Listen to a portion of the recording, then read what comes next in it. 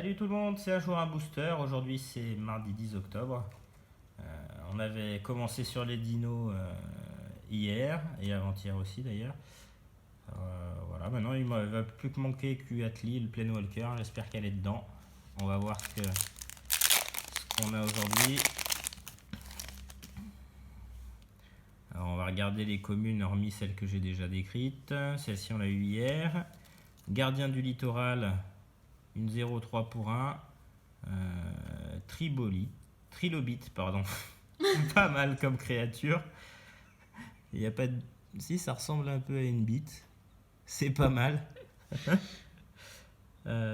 Pour 8 mana, on la sacrifie pour piocher 3 cartes.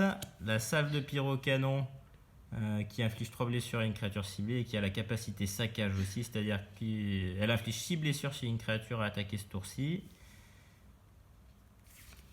L'agent de l'arène, vampire, lien de vie 3-3 pour 6 qui permet d'explorer. Alors explorer, c'est une nouvelle capacité d'Ixalan. Donc quand on explore, on révèle la carte du dessus de la bibliothèque, on met cette carte dans la main si c'est un terrain. Sinon, on met un marqueur +1/+1 sur la créature qui explore et on remet la carte du dessus de la bibliothèque dans le cimetière ou dans la bibliothèque. Au-dessus,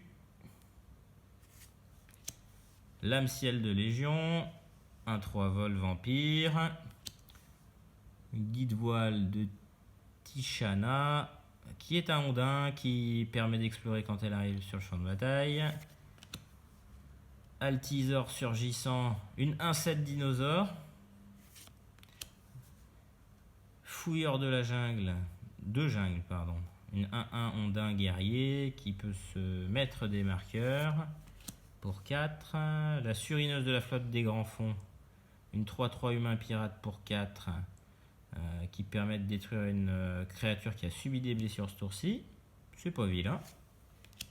Détourner un rituel qui acquiert le contrôle d'une créature ou d'un artefact jusqu'à la fin du tour. C'est comme un acte de trahison pour cette édition.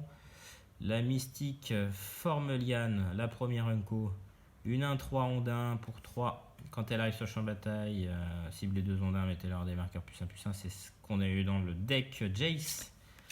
La sillage des pillards, un enchant pour 4. À chaque fois qu'un adversaire se défausse d'une carte, il perd 2 points de vie. Ouh, c'est pas mal ça. Et elle a la capacité saccage, c'est-à-dire que si on a attaqué avec une créature sur-ci, l'adversaire ciblé se défausse de 2 cartes. Et donc perd 2 points de vie seulement, vu qu'il se défausse de 2 cartes d'un coup. Et c'est à chaque fois qu'un adversaire se défausse d'une carte. Eh ben non, il perd 4 points de vie. C'est pas mal. Le dorspondyle fulminant qu'on a eu en foil hier, qui booste les dinos, donc ça va finir d'aller dans ce deck dino. Bon, elle coûte un peu cher. Je sais pas si elle est trop jouable. Et la rare, du coup, oh, pas mal. Le raptor déchiqueteur pour 4, une 4/5. Dinosaure avec la rage. À chaque fois qu'il subit des blessures, vous piochez une carte. Donc ça, c'est pas mal. Avec un peu de rouge, vous pouvez vous autocoller des petites blessures par-ci, par-là pour piocher facilement. Et ça reste quand même une 4/5 pour 4, un dino. Ça va bien dans les decks dino, quoi. Puis même dans d'autres decks. Et on n'a pas de foil. Un jeton trésor qui est pas trop vilain d'ailleurs. Le graphisme est pas mal. Donc ça, c'est une carte qui est plutôt bien cotée.